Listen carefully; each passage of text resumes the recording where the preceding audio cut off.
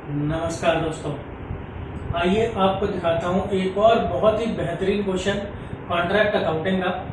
इससे पिछले वाले क्वेश्चन में हमने क्या किया था, बैलेंस शीट बनाई थी, बैलेंस शीट भी पूरी नहीं बनाई थी, एक्सट्रैक्ट्स ऑफ बैलेंस शीट हमने बनाया था। मतलब बैलेंस शीट के अंदर क्या एंट्रीज होती है, कॉन्ट्रैक्ट अकाउंट वाली जो भी टर्म्स होती है। इस क्वेश्चन में क्या नया है, इसमें हम पूरी की पूरी बैलेंस शीट बनाएंगे। अब जब पूरी की पूरी बैलेंस शीट बनाएंगे तो वो वैसे तो बन नहीं सकती जो अभी तक हमें डाटा मिलता था, तो इसके लिए फिर हमें इस बार क्वेश्चन में ट्रायल बैलेंस भी दिया है। तो ये क्वेश्चन बिल्कुल ही अलग टाइप का है। ऐसे ऐसे बढ़िया बेहतरीन क्वेश्चन आपको शायद ही कहीं देखने को मिलेंगे। आइए देखते हैं क्वेश्चन क्या कहता है।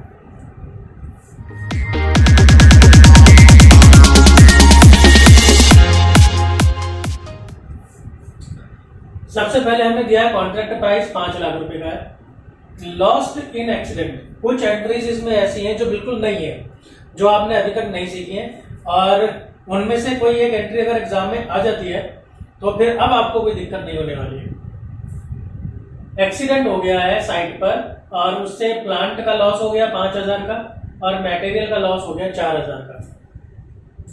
Plant return to store, site पर से कुछ प्लांट है, मशीनरी वो वापस आ गई है और स्टोर रूम में चली गई है। वर्क अनसर्टिफाइड है, मटेरियल इन हैंड है, या फिर कह लीजिए मटेरियल एट साइट, एक ही बात होती है। डेप्रिसिएशन प्लांट पर लगेगा 10% का। फिर इसके अलावा आपको दिया trial balance. Share capital 1,20,000, creditors है 10,000 के, cash received on contract 80% of work certified, WC मतलब work certified 2 lakh. Land and building 43,000, bank balance है 25,000 का, and charge to contract, contract से संबंधित ये खर्चे हैं।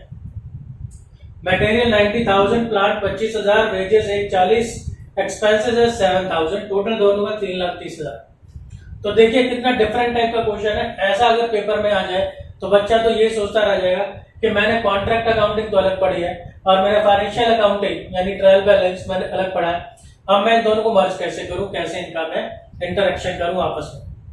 आइए देखते हैं क्वेश्चन कैसे होगा। सबसे पहले मैं बना रहा हूं कॉन्ट्रैक्ट अकाउंट, और कॉन्ट्रैक्ट अकाउंट में कुछ भी नया नहीं है। 2-4 आइटम्स नहीं है जरूर, मैं उनको ठीक से बताऊंगा, बाकी मैं थोड़ा जल्दी बताऊंगा। जैसे अगर हम देखते चले तो कॉन्ट्रैक्ट प्राइस का कुछ नहीं होना। लॉस्ट इन एक्सीडेंट, भाई देखो ये प्लांट और मटेरियल है, इन दोनों का लॉस हो गया है, ये खो गए हैं एक्सीडेंट के अंदर, बर्बाद हो गए, तो इसकी एंट्री क्या होगी। देखिए 5,000, 4,000, 9,000 का हमारा लॉस है। जब लॉस है तो ये P&L में जाएगा। अब लेकिन कॉन्ट्रैक्ट में भी लिखना है क्योंकि ये कॉन्ट्रैक्ट पर हुआ है काम, तो ये आएगा यहाँ पर P&L अकाउंट लॉस 5,000, 4,000, ये आपका 9,000 रुपए का। ये यहाँ पर क्यों आया, देखिए ये तो आप जानते ही हैं, कॉन्ट्रैक्ट अकाउंट में जब आपको प्रॉफिट होता है तो आप इस साइड पर लिखते हैं, ठीक है ना। तो बस अब जब लॉस होगा तो आप इस साइड पर लिखेंगे। बहुत सिंपल है इसको समझना, मैंने आसान शब्दों में आपको समझाया। तो जो लॉस है आपका, ये लॉस यहाँ पर हो गया पूरा, इसकी एंट्री हो गई 9,000 रुपए की।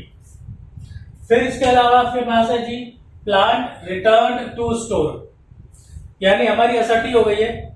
जो साइट पर मशीनरी थी, कुछ प्लांट का हिस्सा था, वो वापस आ गया। अब जब वो वापस आ गया है तो फिर ये हमारी एसेट है, और मैंने आपको बताया एसेट सारी आती है इस साइड पर, लेकिन इसका आपने ध्यान रखना है कि आपने इस पर 10% का डेप्रिसिएशन अलाउ करना है। ये रहा आपका डेप्रिसिएशन है आपका 10% का, जहां कहीं भी प्लांट की एंट्री है वहां पर 10% डेप्रिसिएशन जरूर अप्लाई होगा।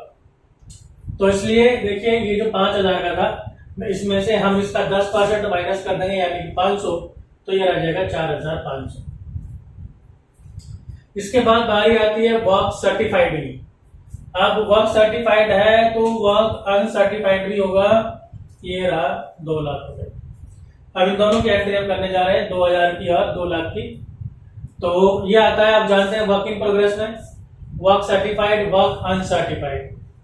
अब देखिए जो वर्क सर्टिफाइड है वो कितना है, वो है 2 लाख रुपए और ये है 80%। तो आप जानते हैं हमें से निकालना होता है 100% पर कितना है, तो उसके लिए हम कर देंगे उल्टा 100/80। 80% क्या होता है 80/100। अब हमें उल्टा निकालना है तो हम इसको उल्टा कर देंगे 100/80, तो ये आ गया 2,50,000 रुपए का। तो हमारा ये वर्क इन प्रोग्रेस भी हो गया। इसके अलावा है मटेरियल इन हैंड, यानी मटेरियल इन हैंड कह लीजिए या एट साइट कह लीजिए, तो ये भी हमारी एसेट है और ये उसी साइड में आएगी जहां हम एंट्री कर रहे हैं। ये आ गया मटेरियल इन हैंड, ये और ये वाली भी एंट्री हो गई है। अब इसके अलावा और कोई डेप्रिसिएशन भी हो गया है। अब यहाँ पर अगर हम देखें कॉन्ट्रैक्ट के मतलब की कोई और एंट्री, यहाँ पर share capital, creditor, cash received, ये भी हो गया। Land building, bank balance, charge to contract. इसके अंदर मटेरियल है 90,000 का, ये 90,000 का खर्चा है हमारा, तो ये 90,000 का ही खर्चा आ गया। फिर प्लांट है 25,000 का, तो ये प्लांट का खर्चा आ गया हमारा 25,000 का। अब ये आप थोड़ा सा ध्यान रखिए, ये देखिए ये ट्रिकी पॉइंट है, आपको ठीक से समझना चाहिए। कुल मिला के यानी आपने प्लांट लगाया था कॉन्ट्रैक्ट पर, साइट पर 25,000 रुपए का। 25,000 में से 5,000 का प्लांट तो बर्बाद हो गया एक्सीडेंट में, 5,000 का प्लांट आपके पास वापस आ गया ये वाला, यानी 25,000 में से 10,000 का प्लांट तो वापस ही आ गया या बर्बाद हो गया। बचा कितने का 15,000 का प्लांट। इस 15,000 के प्लांट के बारे में कोई बात नहीं हो रही, तो लेकिन इस्तेमाल हुआ है, वो कॉन्ट्रैक्ट की साइट पर वो इस्तेमाल हुआ है, उसके बारे में कोई बात नहीं हो रही, मतलब वो कॉन्ट्रैक्ट की साइट पर ही है और वहां पर यूज हो रहा है। यूज हो रहा है मतलब यस डेप्रिसिएशन, तो उस 15,000 पर भी डेप्रिसिएशन लगेगा 10% के हिसाब से। इसको आप बार बार सुन लीजिएगा। देखिए 25,000 का टोटल प्लांट था, 5,000 का बर्बाद हो गया, 5,000 का वापस आ गया, ये बच गया 15,000 का। इसमें से हम 10% यानी 1,500 माइनस कर देंगे और ये वाला प्लांट एट साइट आपका आ जाएगा 13,500। उधर के आइटम्स पूरी हो गई है। इसके अलावा यानी ये प्लांट भी हो गया। फिर वेजेस है 41 के और एक्सपेंसेस है 7,000 के। वेजेस आपके 41 के और एक्सपेंसेस आपके 7,000 के पूरे हो गए। अब कॉन्ट्रैक्ट अकाउंट की और कोई एंट्री यहाँ पर नहीं है जो हमें करनी है। अब आखिर में बचता क्या है, हम इसका करते हैं बैलेंस। आप जानते हैं इधर से इधर का हम बैलेंस करते हैं, फिर वो हमारे पास आ जाता है प्रॉफिट सीडी, उसे हम ट्रांसफर कर देते हैं इधर बैलेंस प्रॉफिट बीडी की तरह, और फिर उसे हम यहाँ पर 2 हिस्सों में बांटते हैं, प्रॉफिट में और वर्क इन प्रोग्रेस में या रिजर्व में। तो मेरे पास थोड़ा जगह की कमी रहती है, तो इसलिए मैंने क्या किया, मैंने वो ब्रेकअप ना करते हुए सीधा ही बांट दिया है। जो भी प्रॉफिट आया है, प्रॉफिट इसका जो आएगा वो आएगा 21,000 रुपए का। उस 21,000 के प्रॉफिट को मैंने सीधा यहाँ पर बांट दिया। पर ऐसा नहीं है कि आप ऐसा नहीं कर सकते, आप ऐसे डायरेक्ट भी कर सकते हैं सीधा अकाउंट के अंदर ही, तो इसको भी गलत नहीं कहते हैं। लेकिन ग्रेजुएशन लेवल पर मैं आपको कहूंगा कि आप वो ब्रेकअप करके ही कीजिए, क्योंकि बहुत सारे पुराने टीचर्स होते हैं उनको अपडेशन का पता नहीं होता है, तो पुराने टीचर्स अपने पुराने तरीके से चेक कर रहे होते हैं, तो उनको अगर उनका पुराना वाला स्टाइल ही दिखे तो वो अपना इजीली उसको कैच कर लेते हैं। तो अब देखिए जो 21,000 का प्रॉफिट था मैं उसको बांट रहा हूँ P&L में और वर्क इन प्रोग्रेस के अकाउंट में, जिसको रिजर्व भी बोलते हैं। तो आप जानते हैं 21,000 का प्रॉफिट अब बटेगा तो उसके लिए पहले ये पता होना चाहिए कि परसेंटेज कितना है वर्क सर्टिफाइड का। अब आप देखो कि ये मैं निकाल रहा हूं वर्क सर्टिफाइड परसेंटेज। इसके लिए हम ये देखते हैं वर्क सर्टिफाइड कितना है। वर्क सर्टिफाइड हमने निकाला था वो रहा 2.5 लाख रुपए का, तो 2,50,000 का हमारा वर्क सर्टिफाइड है। और कॉन्ट्रैक्ट प्राइस कितना है 5 लाख का, ये रहा 5 लाख का, और इंटू 100 हमने किया तो ये आ गया सीधा 50%। अब ये 50% आ गया, तो अब यानी कितना P&L में ट्रांसफर होगा। अब P&L में ट्रांसफर होगा भाई ये 2/3, ठीक है ना। अब देखिए जगह नहीं है इसलिए मैं बार बार रूल नहीं लिख रहा हूं, और मैं मान के चलता हूं रूल आप भी जानते हैं, तो एक बार रिपीट कर देता हूं वर्बली। अगर 25% तक ये होता है तब हम उसको क्या करते हैं, फिर नील ट्रांसफर होता है P&L में। अगर 25% से 50% तक होता है यानी 49% तक, तो हम उसको ट्रांसफर करते हैं 1/3, और 50% या से ज्यादा होता है तो ट्रांसफर करते हैं 2/3। इसलिए ये 2/3 यहाँ अप्लाई होगा, और ये फिर ये एक रेशो बनती है कैश रिसीव्ड और सर्टिफाइड की, ठीक है ना। तो ऊपर है कैश रिसीव्ड, हमें कैश कितना मिला है, 2 लाख रुपए का हमें कैश मिला है। Cash received on contract 2 lakh, यानी 2.5 लाख तो सर्टिफाई हुआ और कैश मिला है 2 लाख, कम मिला है। नीचे आता है कैश सर्टिफाइड, तो ये बन गया आपका 11,200, बैलेंस चला गया आपके 9,800 वर्क इन प्रोग्रेस अकाउंट में। इस तरह से हमारा कॉन्ट्रैक्ट अकाउंट हो जाता है फिनिश। अब इसके बाद बारी आती है जी बैलेंस शीट की। अब बैलेंस शीट देखते हैं। अब बैलेंस शीट देखिए आपको फॉर्मेट के अकॉर्डिंग ही बनाना पड़ेगा। पहले ऊपर आप लेंगे शेयर कैपिटल, फिर प्रॉफिट एंड लॉस वगैरह, लॉन्ग टर्म लायबिलिटीज लेंगे जैसे डिवेंचर वगैरह हो गए, और फिर उसके बाद आप लेंगे क्रेडिटर करंट लायबिलिटीज लेंगे। तो उसी के हिसाब से आपको चलना पड़ेगा यहाँ फॉर्मेट वाइज। कॉन्ट्रैक्ट अकाउंट में ऐसा कोई फॉर्मेट नहीं होता, आपने आइटम्स ऊपर नीचे भी कर दी तो चल जाएगी, कोई दिक्कत वाली बात नहीं है। तो सबसे पहले देख लेते हैं जी, क्योंकि जो बैलेंस शीट के आइटम्स हैं वो मोस्टली यहाँ पर है, ट्रायल बैलेंस हम लेंगे। तो शेयर कैपिटल आपका आ जाता है 1,20,000 का जी, आ गया। फिर शेयर कैपिटल के साथ आता है प्रॉफिट एंड लॉस। तो शेयर कैपिटल का जो प्रॉफिट एंड लॉस यहाँ पर कुछ नहीं दिया, तो जो हमारा आया है वही इस्तेमाल होगा। तो प्रॉफिट एंड लॉस में सबसे पहला तो ये कॉन्ट्रैक्ट वाला P&L 11,200, ठीक है जी, ये वाला। तो जो कॉन्ट्रैक्ट अकाउंट से हमें प्रॉफिट आया है वो वाला प्रॉफिट ये वाला।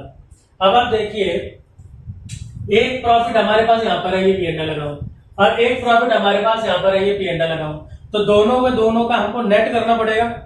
तो इसलिए इसके प्रॉफिट में से वो वाला लॉस हम माइनस कर देंगे। तो वो वाला लॉस आपका ये माइनस हो गया 9,000 और माइनस हो गया आ गया 2,200। और इसके अलावा सिर्फ एक ही आइटम है यहाँ पर, और वो है क्रेडिटर्स लायबिलिटी वाली। तो 10,000 का क्रेडिटर ये आ गया। तो हमारी जो लायबिलिटी साइड है वो पूरी हो जाती है। अब जो मेन काम होता है वो असेट साइड में होता है, क्योंकि इसमें ज्यादातर असेट्स ही होते हैं। अब इसमें देखें तो सबसे पहले असेट साइड के अंदर हमारे पास आती है फिक्स्ड असेट्स, ठीक है ना। फिर हमारे पास आती है करंट असेट्स और फिर फिक्टिशियस असेट्स। इस तरीके से उसका सेटअप रहता है। तो लैंड एंड बिल्डिंग अगर हम देखें, ये ना, इसमें कुछ भी नहीं करना, 43,000 का है, ठीक है जी।